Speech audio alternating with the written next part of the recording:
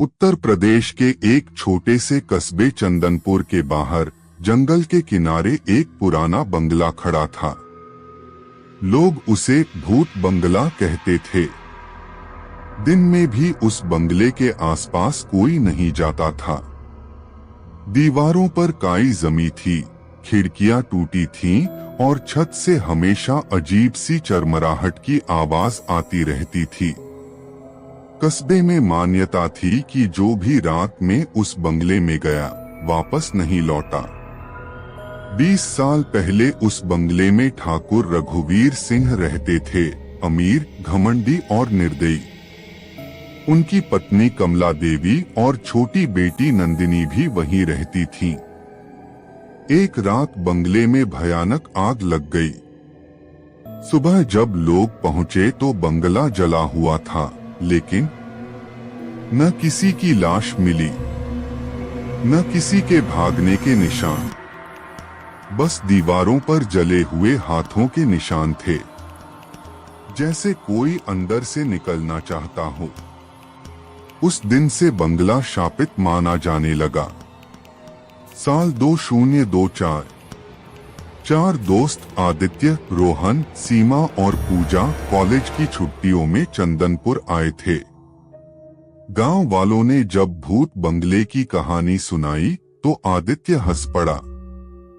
अरे यार, ये सब अफवाह है। चलो आज रात वहीं चलते हैं। सीमा ने मना किया। कुछ जगहें मजाक के लिए नहीं होती। लेकिन आखिरकार सब मान गए। रात के 12 बजे चारों बंगले के सामने खड़े थे। जैसे ही आदित्य ने गेट धक्का दिया, क्रीच, दरवाजा अपने आप खुल गया। अंदर घुसते ही ठंडक ऐसी लगी जैसे किसी ने दिल पकड़ लिया हो। सीढ़ियों से टक टक टक की आवाज आ रही थी। अचानक पूजा चीख पड़ी, दीवार पर देखो।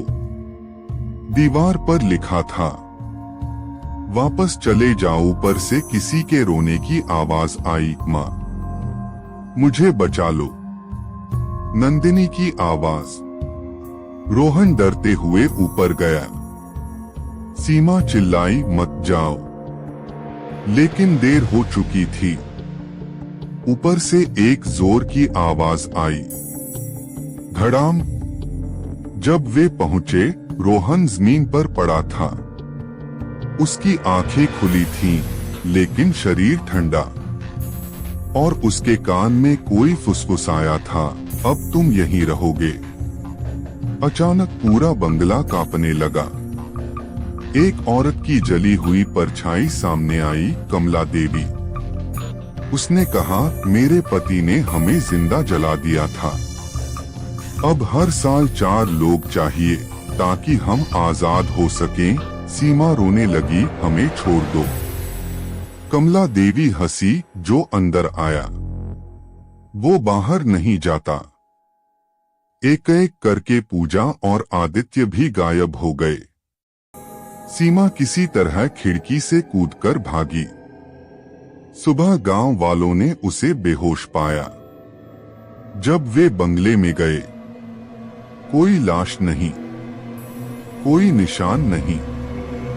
बस दीवार पर नया लिखा था, 3 और आ गए। आज भी चंदनपुर में कहा जाता है, अगर रात के 12 बजे भूत बंगले के पास से गुजरो तो अंदर से आवाज आती है, आ जाओ, हमें पूरा करो। और जो मुड़कर देख ले वो अगली कहानी बन जाता है।